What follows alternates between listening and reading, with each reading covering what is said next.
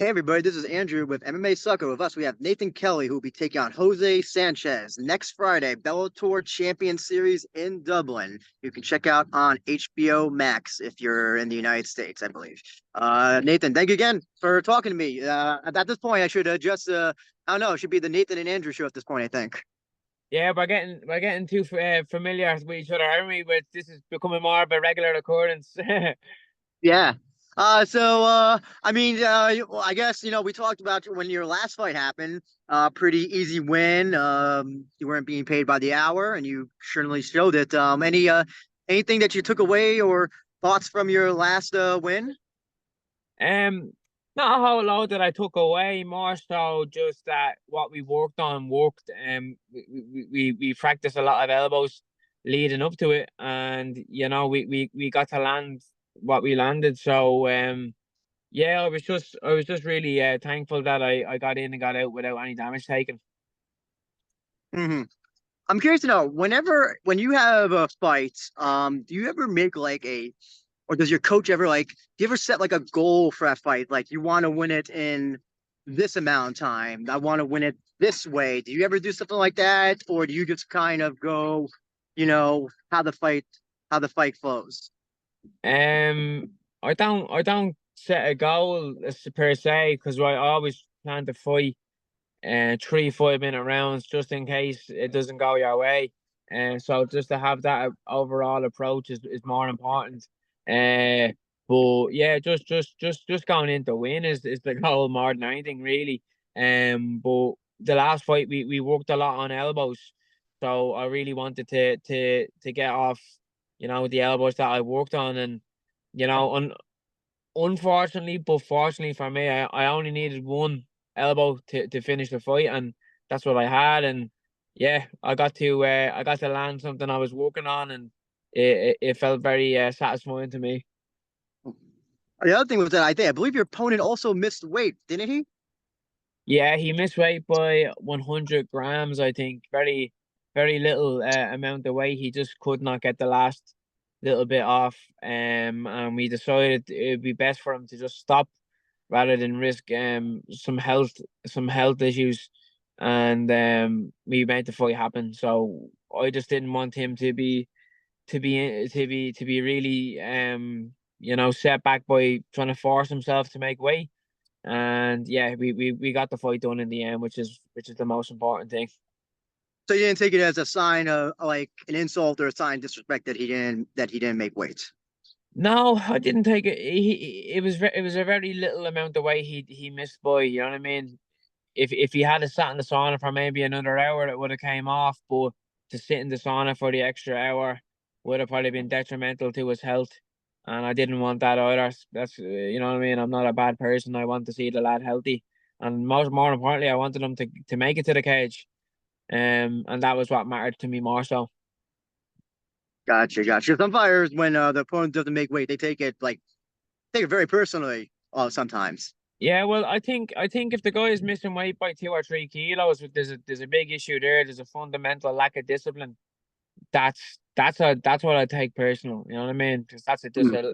a lack of respect to the martial art and to your craft. But for something so small, he was so close. What I mean? It is what it is. Gotcha, gotcha. So you have your next fight already coming up against Jose Sanchez. Actually, you're supposed to have it against Diata, I think his name was, but then Yeah, he he pulled out, or I don't even. Do you know the circumstances of what happened by any chance? yeah. As far as I know, he got an injury. So yeah, that's the game we're in. People get injured all the time. He got injured, and we needed to get a replacement on short notice. And fair play to Jose, he stepped in, and unfortunately for him, he stepped in against me, and he's gonna get his ass whooped. So, have you looked at? Are you familiar with him before he got signed to the fight? If he wasn't, did you look at anything about him? He fought when I had my first ever Bellator fight. He fought Kazan Magamasharipov, which is Zabit's brother. And he got smoked by him. He showed a lack of fighting intelligence. He kept trying to grapple with the guy who was out grappling him, which doesn't make sense. But other than that, that was all I saw. And since then, I've watched his most recent fights. He's very one-dimensional. He just looks to clinch. He looks to grapple, and I'm too good for him to take advantage of me there. So I can see him getting finished inside 2 rounds, definitely. When you say are you thinking TKO, KO?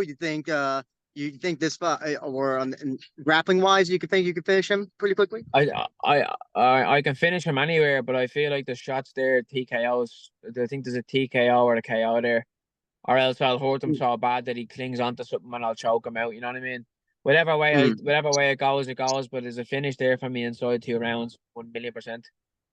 Mm-hmm. What are your thoughts on fighters who do like, I guess, almost, should I say, abuse cage clinching, who abuse, I guess, cage control? Is that something? Is that something that I don't know? Do you feel that kind of just does that make MMA look bad when that happens? When fighters do that, do you think it just I don't know? Do you have any thoughts on that particular style? No, I don't. It's part of the sport, you know what I mean. You have to be able to deal with someone who's going out and doing that to you. You know what I mean. If that's someone's game and that's all they're good at, they're gonna go to their plan B or plan A, and they're gonna go with what keeps them safe. So it's up to me if that is his game plan to hold me against the cage for 3 rounds. It's up to me to stop him from doing that. And if I get caught there, it's up to me to escape. So it's on me to get out, not anyone else. So people might criticize it, but that's the spot we're in. It's just like taking someone down and hold them on the ground. It's up to the person on bottom to get up and make it go their way. So even though it maybe is a little bit boring to watch, it's just part of the sport. It'd be like your soccer team, passing the ball around the back for the whole match after going 1-0 up. That's just how it is. It's up to the other team to stop that and get one back. So I feel no way about it. And so, I mean, you win this fight. I think when we last talked, you wanted to fight 3 or 4 times, I think, this year. I think that was what you said, I believe. Yep. Yeah, I want to fight 3 times this year. So I've had one down. This is going to be my second. And I would love to fight on the Bellator card in the Wembley Arena in London on the 16th of September. I think it's 12 weeks from the date that I fight, roughly next week. So that would be a great turnaround for me. It would be a quick one. And then hopefully, fingers crossed, a win there then would catapult me into the $1 million season next year. That's where I want to be next year in 2025, challenging for that world title in PFL's global $1 million roster. What do you think of the current roster right now at featherweight? The competitors in that field. Yeah, it's a very exciting division. All the Bellator lads who came over are bringing a little bit more pizzazz to the roster, and to be able to be a part of that would be great. And I'm striving to get there. Who do you have a prediction? Do you have a feeling who might win this year's featherweight playoffs? I think it might be between Brendan Loughnane and that guy. Is it? Oh, I can't pronounce his name. The Russian guy, the Dagestani Yeah. guy. Yeah. He Timur Yeah. I know. or I know. Yeah. I can't. I don't know his name, but it's between them two for me. I think the Dagestani guy is solid all around, and he has good potential. But then again, fucking my predictions have been so wrong in the last while. I may as well just keep my mouth shut. That's funny. That's funny. So I mean, actually, you bring up something. I'm starting to ask a lot of MMA fighters about the Dagestani style. Excuse me. What do you think about fighters from that country? From what you have watched, what makes so many of them successful at the sport? I think it's just our mindset. They're just our mindset and their will to win. And I think a lot of people get frightened by their mindset and their determination to win. But if your determination and your mindset is just as high or as good, then why do people write themselves off? I don't understand that. One of the Irish team coaches for our amateur team has always drilled it into us from young, is that like they believe they can be the best, and that's why they have the edge over some people. So why don't we believe we're the best? You know what I mean? I think they have that fear factor that instills into some of their opponents. But like I think I can beat anyone who I step in front of in the cage. So as far as I'm concerned, they should fear me just as much as I should fear them. And I think just the mental edge that they have over some people is why people crumble, but not me. Do you think that? Do you think I guess the Irish training, Irish MMA, do you think that they can catch up eventually to the? I guess it's fair. I think it's fair to say the Dagestanis are probably number one. Do you think any Irish MMA competitors can catch up to them eventually? Yeah, we're on our way. We're the smaller country by multiple of millions. You know what I mean? And we're getting there. We're getting there slowly but surely.